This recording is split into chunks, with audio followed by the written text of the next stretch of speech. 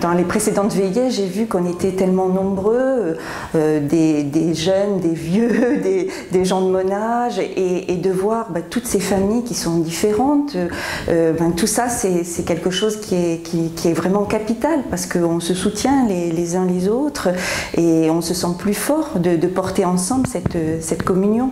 J'y vais pour la première fois. Et pour moi, c'est vraiment dans le droit fil de cette prise de conscience aujourd'hui qu'on ne peut plus être plus unanime dans nos engagements, dans notre vie, qu'on a un devoir de témoignage. Je me sens concernée par une soirée qui doit rassembler tous les catholiques de tous les diocèses de l'Île-de-France. Et c'est une occasion de rendre grâce pour la vie, pour cette vie qui nous est donnée, et puis pour l'année écoulée, pour nos enfants. Et enfin, avec l'actualité de la société qui n'est pas toujours très positive, j'ai envie de rester dans l'espérance. Et cette soirée pour la vie nous permet de garder la joie et de ne pas nous durcir. Veiller et prier, deux mots forts que Jésus nous dit à plusieurs reprises, que l'Écriture nous dit.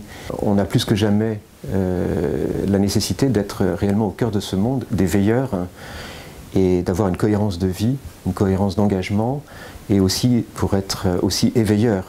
Et la prière, parce que la prière, c'est vraiment la source. J'ai moi-même des enfants et je suis confrontée à des questions que me posent mes enfants, aux soucis de parents qui vieillissent.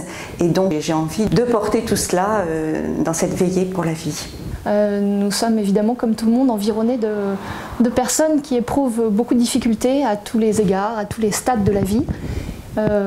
Vieillesse, problèmes d'enfants, problèmes de maladie, stérilité. Et par notre attitude d'espérance, nous pouvons témoigner de la beauté du cadeau de Dieu.